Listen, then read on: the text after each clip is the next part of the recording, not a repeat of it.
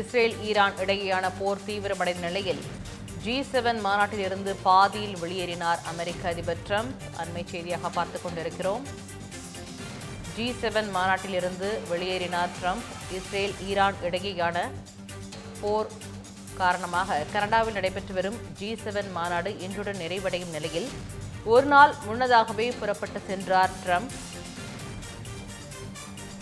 Israel Iran இடையேயான மோதலை தணிக்க கோரும் வரைவு கூட்டறிக்கையில் கையெழுத்திடவும் அமெரிக்க அதிபர் ட்ரம்ப் மறுப்பு தெரிவித்துள்ளார். ஈரானின் ஏவுகணை தாக்குதலில் இஸ்ரேலின் டெல் அவீவ் நகரில் உள்ள அமெரிக்க தூதரக கட்டிடம் சேதமடைந்துள்ளது.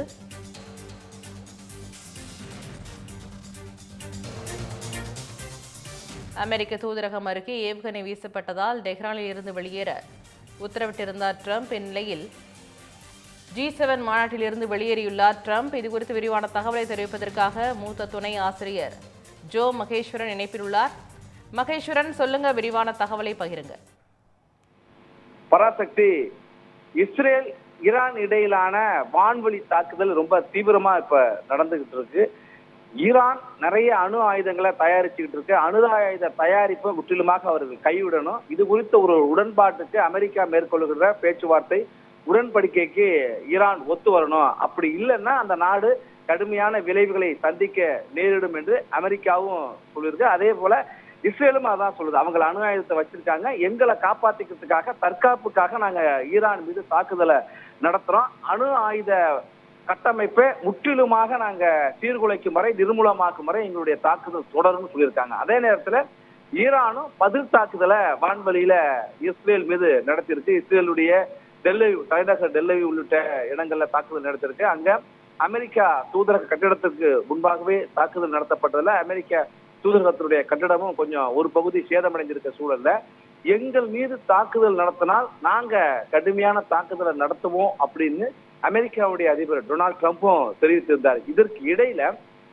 Iran Qatar, Saudi Arabia, Oman உள்ளிட்ட நாடுகள் எல்லாம், வளைகுடா நாடுகள் எல்லாம் அமெரிக்காவிடம் இந்த போரை நிறுத்துவதற்கு பேச்சுவார்த்தை நடத்தணும், அமெரிக்கா மூலமாக இந்த போரை நிறுத்துவதற்கான முயற்சிகளை மேற்கொள்ள வேண்டும் என்று ஈரான் விருப்பம் தெரிவிச்சிருக்கிறதாக ஜெருசலம் போஸ்ட் உள்ளிட்ட ஊடகங்கள்ல அந்த செய்தி வெளியாகிருக்கிற சூழல்ல அமெரிக்காவும் நாங்க மத்தியஸ்தம் செய்ய தயாரா இருக்கிறோம் அப்படின்னு ஒரு பக்கம் சொல்லியிருந்தாங்க. ஆனால் ஈரான் அணு ஆயுத உற்பத்தியை முற்றிலுமாக நிறுத்த வேண்டும், இந்த உடன்படிக்கையில கையெழுத்து போடணும் அப்படின்னு அந்த ஒரு டிமாண்டை வைக்கிறாங்க. அதே நேரத்துல இஸ்ரேலுடைய தாக்குதல் தீவிரமடைஞ்சிருக்கு. இஸ்ரேல் இருக்கிற அமெரிக்க தூதரக கட்டிடமும் பகுதி சேதமடைஞ்சிருக்க சூழல்ல அமெரிக்காவும் ஈரான் மீது ஒரு தாக்குதலை நடத்தும் அப்படின்னு கணிக்கப்படுகிறது.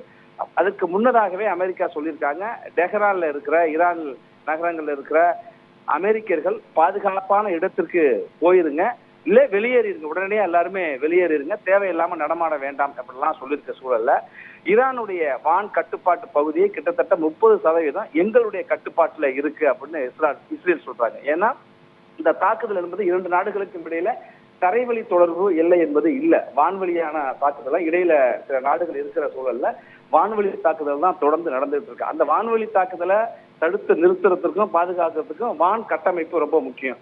ஆனா அந்த வான் கட்டமைப்பையே ஊடுருவிதான் கடந்த 13ஆம் தேதி ஈரான்ல இருக்கிற மிக முக்கிய நகரங்கள் மட்டுமல்ல, ராணுவ தளவாடங்கள் உற்பத்தி செய்யற இடம், ராணுவ தலைமை அலுவலகம், அணுசக்தி மையங்கள், 4 அணுசக்தி மையங்கள் எல்லாம் குறி வச்சு தாக்குதல் நடத்தினாங்க. அதுல 9 ஈரானை சேர்ந்த அணு விஞ்ஞானிகள் கொல்லப்பட்டிருக்காங்க. 2ஆம் இடத்தில், இந்த அரசுல 2ஆம் இடத்துல அதி உயர் தலைவராக இருக்க சுப்ரீம் லீடருக்கு அடுத்தடுத்த இடங்கள்ல இருக்கிற தளபதிகள், ஈரானுடைய தளபதிகள், ஈரான் காவல் படையுடைய தளபதிகள்லாம் கொல்லப்பட்டிருக்க சூழல்ல ஈரான் ஒரு கடுமையான பதில் தடி தாக்குதலை நாங்க நடத்துவோம் சொல்லி நடத்திட்டு இருக்கிறாங்க. ஈரானுக்கு வளைகுடா நாடுகள், இஸ்லாமிய நாடுகள்லாம் உதவுவார்கள் என்று சொல்லப்படுது. ஆனா இதுவரைக்கும் நேரடியா யாரும் உதவிக்கு வரலனாலும் இந்த இஸ்ரேல் மீதான தாக்குதலை கண்டிச்சிருக்காங்க. ஒரு பக்கம் ரஷ்யா இஸ்ரேலை கண்டிச்சுட்டு இந்த பேச்சுவார்த்தை நடத்த நாங்க தயாரா இருக்கோம் சொல்லியிருக்க சூழல்ல அமெரிக்காவும் நாங்க பேச்சுவார்த்தைக்கு தயார், ஆனா நாங்க நடத்தணும், ஆனா அந்த அணு ஆயுத உற்பத்தியை அவங்க முற்றிலுமாக கைவிட வேண்டும், உடன்படிக்கை கையெழுத்து விட வேண்டுங்கிற டிமாண்டை தொடர்ந்து சொல்லிட்டு இருக்காங்க. இஸ்ரேலும் அதுதான் சொல்லிட்டு இருக்க சூழல்ல G7 நாடுகளுடைய மாநாடு கனடாவில் நடக்குது. அந்த மாநாட்டுல இந்த போர் பதற்றத்தை தணிக்கின்ற வகையில ஒரு வரைவு அறிக்கையும் தயாரிக்கப்படுகிறது. அந்த வரைவு அறிக்கையிலையும் அமெரிக்கா கையெழுத்திடல. மாநாடு நிறைவு பெறுவதற்கு முன்பாகவே உடனடியாக ட்ரம்ப் அந்த மாநாட்டிலிருந்து வெளியேறி இருக்கிறார். அப்ப அமெரிக்கா பேச்சுவார்த்தை நடத்தி போரை நிறுத்துமாங்கிற ஒரு எதிர்பார்ப்பு வந்திருக்கிறதுனால, ஏன்னா கத்தார், ஓமன் போன்ற நாடுகள் அமெரிக்காவை இதுல பேச்சுவார்த்தையில ஈடுபடுத்த வைக்கணும்னு சொல்லி ஈரான் விருப்பம் தெரிவிச்சிருக்கா செய்தி வந்திருக்க சூழல்ல இந்த ஒரு வரைவு அறிக்கை, போர் பதற்றத்தை தணிக்கக்கூடிய வரைவு கூட்டறிக்கையிலையும் அமெரிக்கா கையெழுத்திடல. டொனால்ட் ட்ரம்ப் கையெழுத்திடாம இருக்காரு. மாநாடு முடியறதுக்கு முன்னாடி, இப்ப மாநாட்டு முடிவுல சில தீர்மானங்கள், முடிவுகள் எடுக்கப்படும். அது இந்த போர் சார்ந்த முடிவுகளும் எடுக்கப்படுகிறங்கிற எதிர்பார்க்கப்படுற சூழல்ல திடீரென்று அவர் பாதியிலேயே வெளியே இருக்கிறார். மாநாடு நிறைவு பெறுவதற்கு முன்பாகவே வெளியே இருக்கிறது. அப்ப போர் பதற்றத்தை இன்னும் அதிகரிச்சிருக்கு. ஒருவேளை இஸ்ரேலுக்கு ஆதரவாக நேரடியாக அமெரிக்கா கூட தாக்குதல்ல, போர்ல ஈடுபடலாம் என்கிற ஒரு அச்சமும் எழுந்திருக்கிறது. தகவலுக்கு நன்றி மகேஸ்வரன்.